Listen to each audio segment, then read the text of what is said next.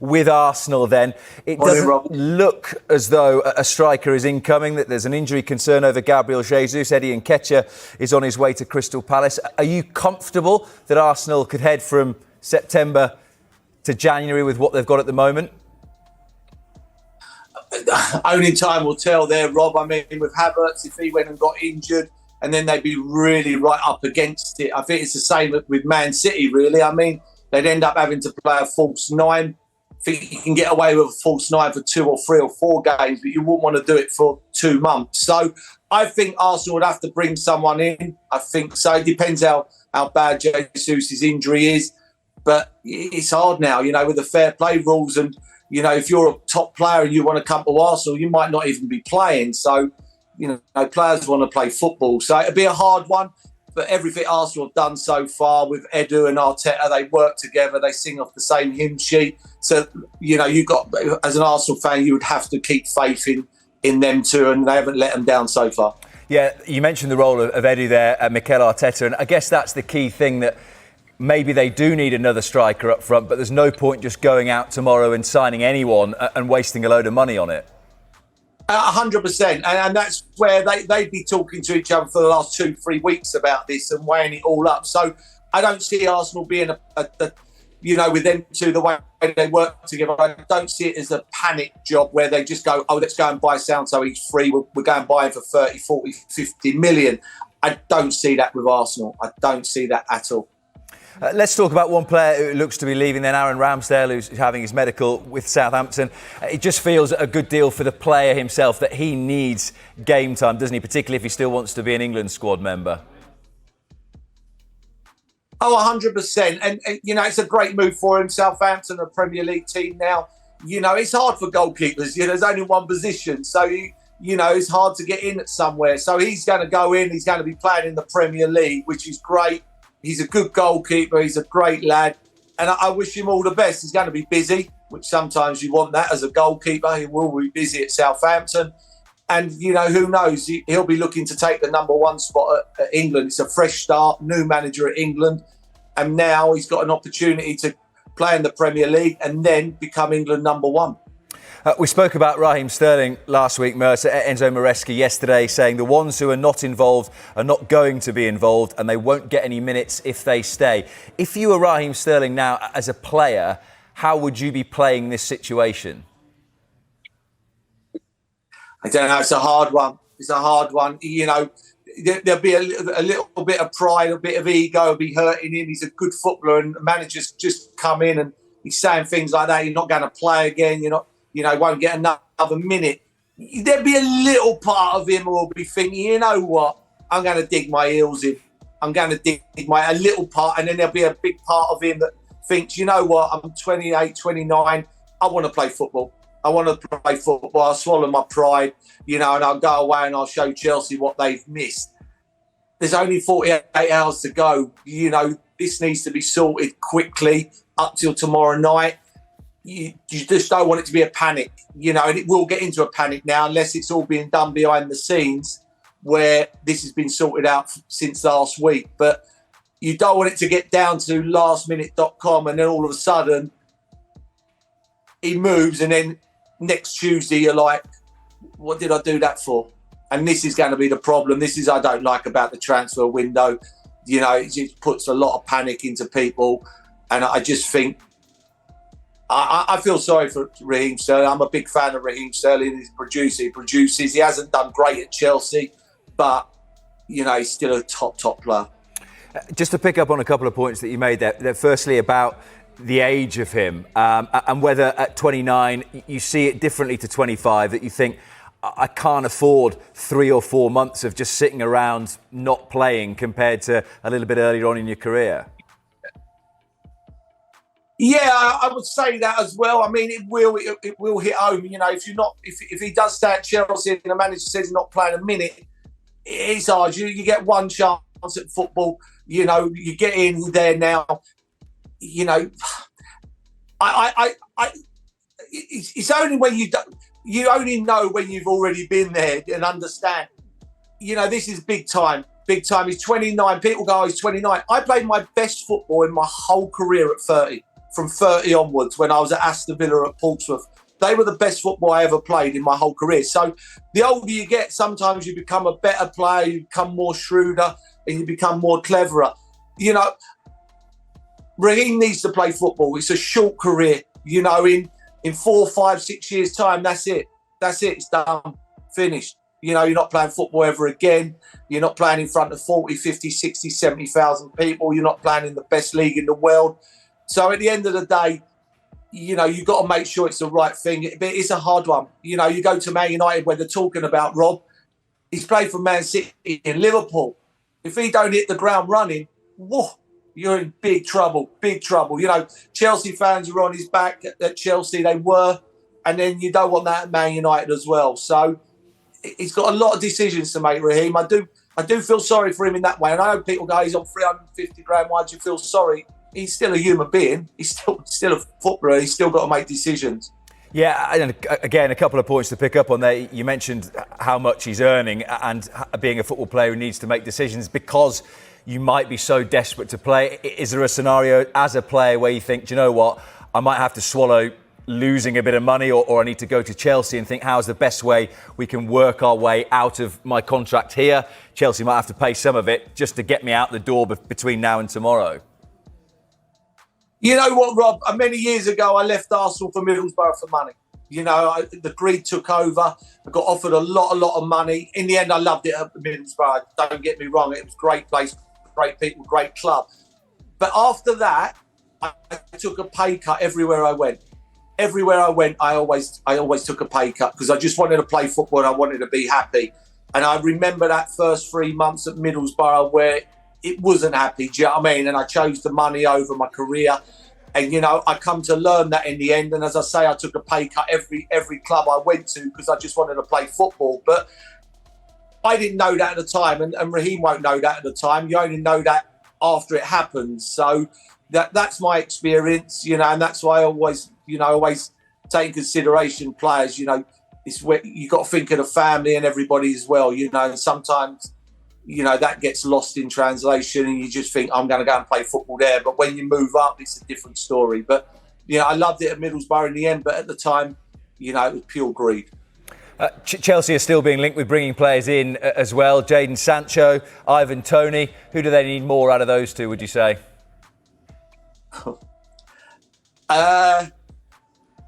Again, you know, the Ivan Toney one, he's been available since start.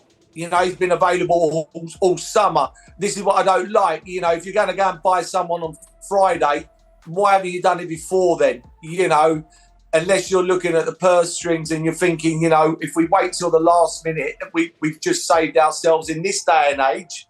You saved a month's wages in this day and age.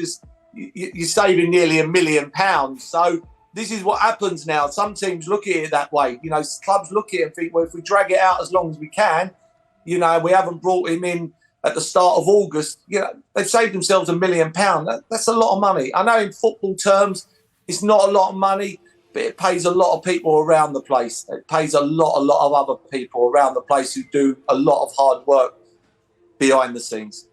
It's interesting. Again, Toney not involved for Brentford last night at Colchester, whereas Johan Wisser, who's been linked with a move to Nottingham Forest, did come on in the second half. So it feels as though Brentford have come to terms with the fact that one way or another, either it's somewhere in the Premier League or a couple of days later it might be Saudi Arabia, that he is gone and life without Toney begins. Yeah, I think Toney's the same situation as what I had many years ago. You know, he'll be looking at the money will be mind-blowing in Saudi Arabia. It'll be mind-blowing and he will weigh that up. He's come the hard way round. He's been at Peterborough, he's worked his way up and he's got to a situation now where he can earn a lot of money at the end of his career. Or does he want to play in the best league in the world? You know, it's a big decision, this is. You know, forever it may be, you know, this is the best league in the world. It's the ultimate. But the other money makes him never work again. And it'll make, you know, but at the same time, money's not the only thing in the world. You know, as I say, he's worked so hard to get where he is and to become a massive name and a top footballer. I'd be gutted if he went to Saudi Arabia, but you know, when I hear the money that's being touted around, it's going to be difficult for the lad not to go to there. But I don't see him selling Wissa. I don't see him selling him. I can't see him. If they start selling him, I think Brentford are playing a dangerous football game. You know, with the Premier League, it's, you know, they might look at it and go, you know what, we're going to finish at least 3 places above some of the teams. But I wouldn't play that game. I don't think there's a lot of goals in Brentford's team at all. And I think they need to keep Wissa. It looks as though Liverpool have had a very quiet window indeed. Might be getting Federico Chiesa in between now and tomorrow. Pretty small fee for a guy who's achieved a lot in the game. I was talking to Jan Molby actually last weekend about the importance, Mercer, of just getting at least one body into the building for the rest of the players that are already there, the sort of boost in morale that brings. 100%. It gives you, this is a good signing. For £11 million in football terms, absolute cup of tea. The lad's an international. He's a hard-working lad. He works hard. He does what it says on the tin. This is a good signing. It just lifts everybody. If you don't bring anybody in, you got to look at it. You keep on doing the same things. You keep on doing the same things, you get the same results. Now, if Liverpool keep the same team, don't bring anybody in, they can't win the Premier League. They didn't win it last season with the same team. Even that little one player might spark something off. So, good signing for Liverpool. Just gives you someone else. Yeah, I like Liverpool. I think Liverpool will be all right. I think they're a threat. Definitely a threat. A threat in terms of capable of challenging for the Premier League if it is just Chiesa added to that squad? 100%. You know, I'm not saying that he's the game changer, but he does push. He gives you another option. You know, as long as you've got Salah in your football team and Salah stays fit, you've always got a chance. You've got a Rolls Royce at the back in Van Dijk. Down the spine with McAllister, the way McAllister finished last season and started this season. You know, they've got an unbelievable goalie, unbelievable centre-half. You know, they've got a good midfield player, McAllister. And then up front, Núñez, on his day, is a world-beater. But the lad on the right-hand side is world-class in Salah. So, believe me, they've got every chance. You're with us tomorrow in the studio, I know, for Deadline Day, Mercer. Are you expecting any particular clubs to be rushing around? Yeah, again, I'm not a great lover of the transfer deadline day. I think it's a panic. I think people buy players and people go places that probably when they had time to think about it, they probably wouldn't have gone to. It's a hard one. I think it'd be quite busy. And I say that because, as I said before, if you drag this out to the end of the month in this day and age, you're saving yourself like £500,000 to £1 million in wages by dragging it out to the end of the month. So I think there will be some deals being done. I definitely think, but you know, I don't think there'll be as many panic buys as what has been in the past, unless people have got their accounts in order and they know what they can spend and not spend. Let's turn our attentions to Chelsea, because we do expect them to be one of the busiest, surely, in this last 28 hours or so. You've been furiously writing and typing and the Red Books shopping list. I My just want to shopping say list. I need to get the supermarket. You can put a few carrots down there as well. Look, this is obviously almost like the deadline day itself, isn't it, for Victor Osimhen? Because this needs to be sewn up, this deal, one way or the other. What's going on?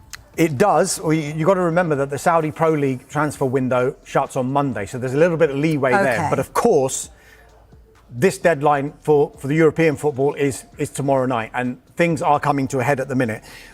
Where we stand with this at the moment is our understanding that the Saudi Pro League side, Al Ahly, believe that they have increased, I wouldn't say confidence, but a little bit more hope that maybe they can convince Victor Osimhen to join them. They have a bid worth 70 million euros on the table, which is likely to be accepted by Napoli, but they don't have an agreement with the player. And what they're trying to do now is trying to convince Victor Osimhen to come to the Saudi Pro League. Now, at the moment, there are officials from Al Ahly in Italy talking with Victor Osimhen's representatives about the potential deal and the proposal that they would be willing to offer. So aside of that transfer fee, according to Sky in Italy, the proposal to Osimhen would be a 4-year contract worth 30 million euros a year. 30 million euros a year. You said it twice. Yeah. It's a lot of money. It is. And what in exchange as well, the Victor Osimhen's camp would want would be an achievable exit clause within that 4 years, because his agent has been quite vocal on social media earlier on this week. he said there needs to be a bit of respect, there needs to be a bit of balance when it comes to Victor Osimhen. Everyone is talking about, oh, let's just ship him off to Saudi Arabia. He's a fantastic player. He came 8th in the Ballon d'Or. He's still got many things to prove and to do in European football and in European football's top 5 leagues. Unfortunately, the European clubs are finding it very, very difficult to come to a resolution with Napoli and with Victor Osimhen to try and get a deal over the line. Chelsea, we know, have been working on a deal. However, the wages are a massive stumbling block, let alone the transfer fee. And just to give you an idea, Sky in Italy were also reporting that Chelsea's initial proposal towards Victor Osimhen fell way short of the kind of wages that Osimhen would want. And as it stands, Osimhen doesn't want to take a cut. And Chelsea want to cut everyone's wages, it would seem. Of course they do. But huge deal, look, long deal. I know Chelsea have come in for a lot of criticism about the way they do their business, but it seems that what they're trying to do is, yes, they've got these long-term contracts for some of these players, but they're buying them young, and they may not be paying as much as some of their Premier League rivals, but what they are trying to do is almost incentive-based. You come in, we'll give you a long-term contract. The wages might not be as high as you want them to be, but if you play well, we will renegotiate. Look what has happened with Cole Palmer. He will have come in on a long-term contract and maybe would have been able to get better money elsewhere, but he decided to go to Chelsea. They have since renegotiated his contract. Everyone was saying, why have they extended it to another 9 years or whatever it was?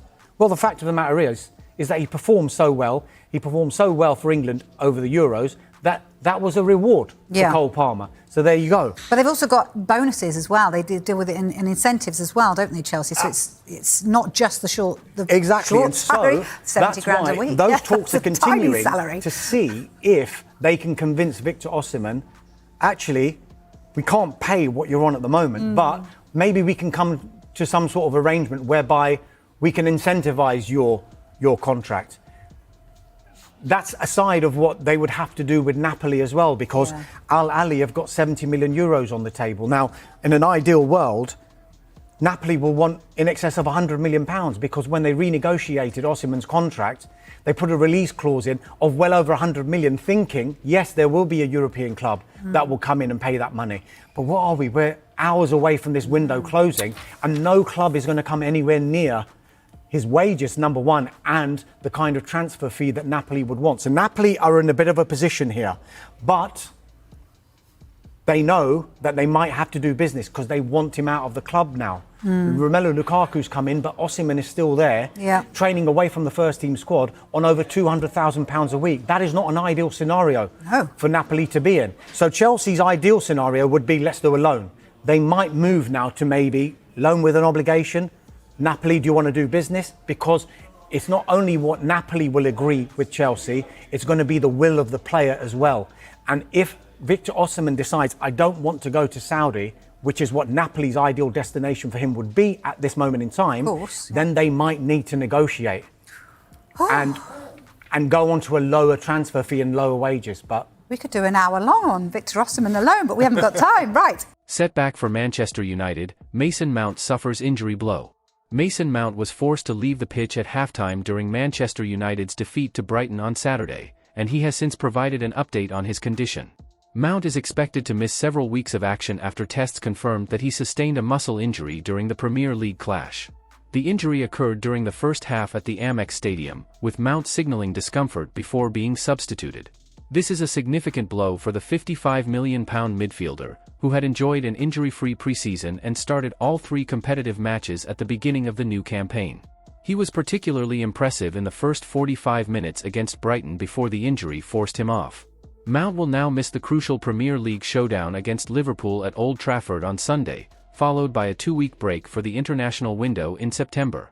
United will then face back-to-back away games at Southampton and Crystal Palace, and also kick off their Europa League campaign during that period. Sharing his frustration on social media, Mount said, "During the last game, I picked up a small muscle issue. I've had it checked out, and it looks like I'll be out for a few games. I worked hard before and during preseason to get my fitness back to where it needs to be, and I felt refreshed, sharp, and ready.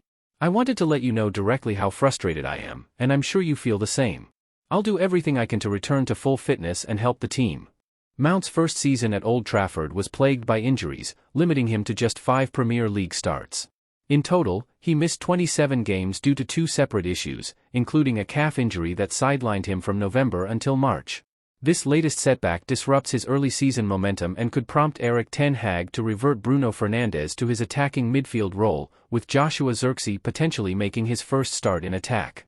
Ten Hag is expected to provide further updates on Mount's fitness during his pre-Liverpool press conference on Friday.